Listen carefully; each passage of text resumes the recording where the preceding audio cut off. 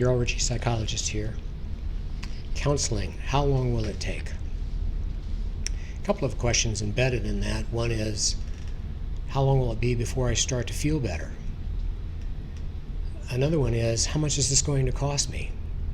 You're getting ready to make a significant investment in both time and money, so it's a good question.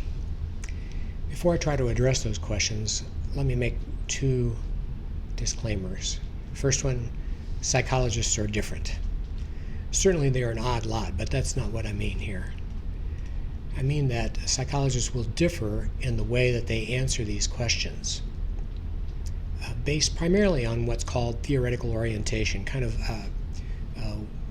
how do they develop their craft and how do they practice it. Another disclaimer is that people are different. People come to counseling with different levels of distress and impairment. I usually think of people as having four dimensions, life dimensions: psychological, social, physical, spiritual. Psychological refers to thought processes, emotional reactions to life events, and behaviors. If I'm fairly accurate and healthy in the way that I think, in the way that I respond to life stress in my general behaviors, then I'm likely to spend less time in counseling, get better results, than if I've had dysfunctional ways of thinking for a long time period, my reactions being out of sync with the events that happen to me and my behaviors being less healthy. Social refers to relationships.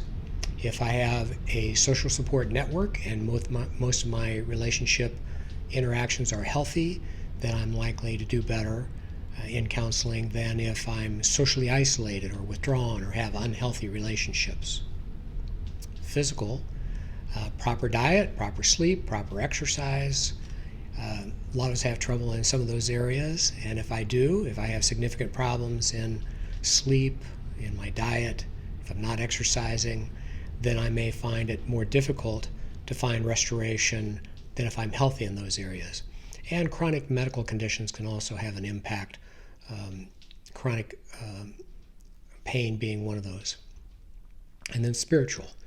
If I have a healthy relationship with God, if I have a sense that I'm participating in something larger than myself, if I have a sense of life purpose and direction, then I'm likely to do better than if I don't have those things and I have no plumb line to let me know when I'm off track or how to get back on.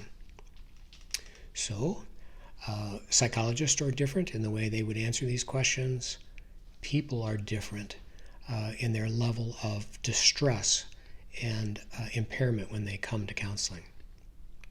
That being said, counseling lasts, in terms of time, between 1 and 16 sessions generally. First 1, 2, 3 sessions are mostly for the purpose of evaluation and determining a course of action. Sometimes people will come to a first session, work out what the problem is, and once that's defined, get a strategy for how to deal with it, and say, I'm good from here, I can take care of this, and that'll be their only session. That's fairly common. Oftentimes, someone will need a little bit more time to better understand the problem, to get clarity about what to do about it, and support for making steps in the right direction. I was working with a gentleman recently who was healthy in most of his life areas, but had some moderate levels of depression and anxiety due to trauma that had happened decades before he came to counseling. 5 visits over a 5-week period, lasting from 30 to 45 minutes each visit. He was able to get a significant drop in the level of depression and anxiety that he was able to recognize and that was measurable by standardized measures. Now, he was really surprised by that, and of course I was impressed. A couple of things added to that. He was very healthy in those 4 life dimensions. He also worked very hard outside of the therapy session. So we would meet for 30 to 45 minutes, but then he would spend 30 minutes to an hour per day applying the strategies that we had discussed in therapy. So he was able to get quick results and significant results. Oftentimes it'll take more time than that, so it may take 12 to 16 sessions.